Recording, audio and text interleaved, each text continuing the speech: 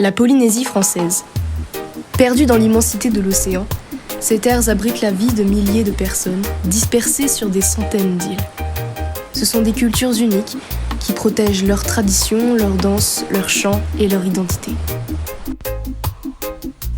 Ces îles ne sont pas seulement paradisiaques, elles regorgent de mystères et de légendes. Tahiti en fait partie, mais il en existe bien d'autres. Tout le monde a déjà vu sur les réseaux sociaux les photos touristiques et clichés de ces territoires. Mais que connaissons-nous réellement derrière nos écrans ?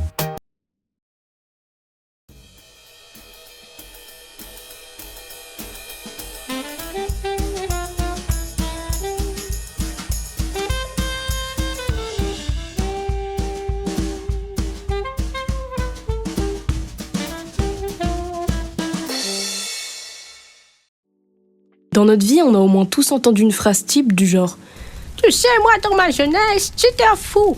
J'ai échappé à mon service militaire pour marier ta grand-mère, tu sais. Et j'en ai fait des trucs, hein. » Bon, peut-être pas exactement cette phrase, mais nos parents et nos grands-parents, ils adorent raconter leur vie. Alors, il y en a parmi vous qui visualisez parfaitement les phrases du genre « Je peux te dire, moi, qu'à ton âge, si j'avais fait un quart de ce que t'as fait là, je serais plus de ce monde. » Et je crois qu'on est tous passés par là. Mais des fois, on tombait sur leurs meilleures anecdotes, et ça, en tant qu'enfant, on fantasmait. Première aventure, la tradition du sandwich. Né d'un père tahitien d'origine chinoise et d'une mère bretonne, j'apprends très jeune que le beurre de micelle ou le beurre doux, c'est un débat tabou chez nous. En cuisine, je suis élevée entre la blanquette de veau et la soupe au gingembre, et ça m'amène à comprendre assez tôt que mon père et ma mère ne viennent pas du même monde. La première fois que je suis allée rencontrer le reste de ma famille à Tahiti, j'avais 3 ans. Je me rappelle pas vraiment, mais j'ai des anecdotes, des photos et surtout la tradition du sandwich. Il faut savoir que la Polynésie française est constituée de 118 îles et Tahiti c'en est une parmi les 76 habitées. Souvent les gens se rendent pas compte, mais ces îles c'est loin. Mais genre, loin. Évidemment, mes parents espéraient que le trajet se passerait sans encombre, parce qu'avec une petite fille de 3 piges, 24 heures d'avion, ça s'annonce être costaud. 2000 €. Maintenant que vous avez le prix du billet en tête, vous pouvez imaginer que la nourriture, dans une certaine mesure, elle est à volonté. Et ça, trop peu de passagers le savent. Mais quand j'ai été au courant, moi petite, j'en ai profité. J'en ai plus profité que je pense n'importe quel passager de l'avion. En plein milieu du vol entre Paris et Los Angeles, les passagers de l'avion s'endorment. Paisible, tout est calme et silencieux.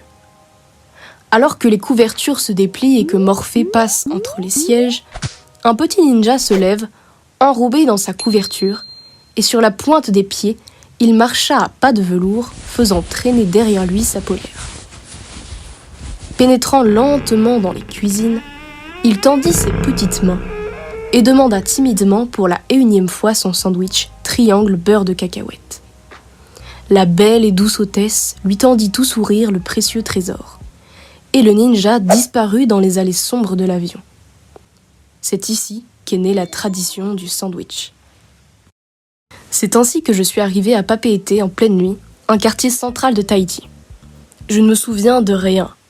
Donc ce que je vais vous raconter là est rapporté de mes proches qui, eux, ont passé de super vacances. Apparemment, mon hobby de l'époque, c'était de grimper un peu partout. Et ça, durant le séjour, ça m'a valu un poignet déboîté et des fesses brûlées.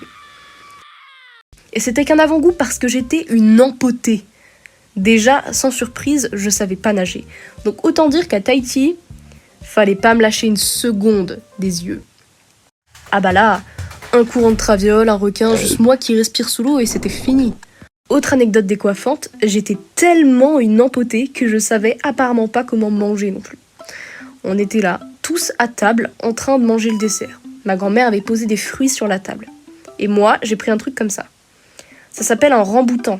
Et c'est un peu comme un litchi, mais en 3-4 fois plus gros avec des poils. Sauf qu'il y a un noyau dedans.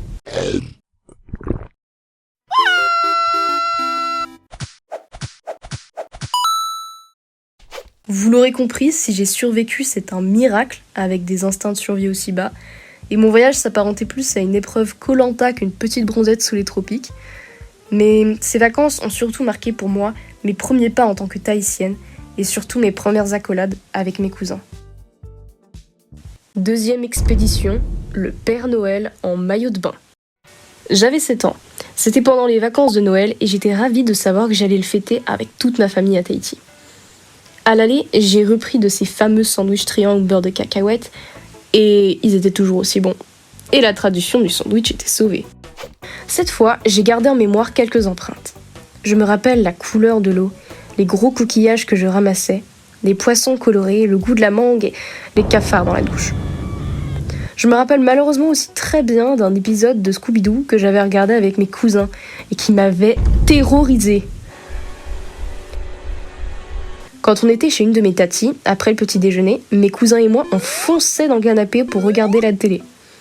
Alors, il y avait à peu près les mêmes chaînes, mais pas trop non plus.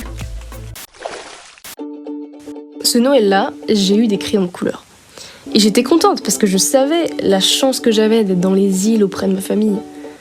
Mais en même temps, la scène de l'ouverture des cadeaux, c'était lunaire. 3, 2, 1, fight!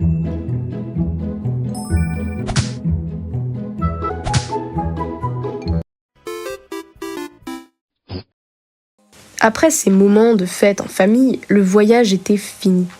Nous n'avions que 2 semaines devant nous. Et j'étais revenue en France un peu trop vite à mon goût. Toi là, tu as aimé la vidéo? Tu veux des cadeaux l'année prochaine? Alors, abonne-toi et lâche un commentaire. Et lâche un pouce aussi. Allez, à l'année prochaine!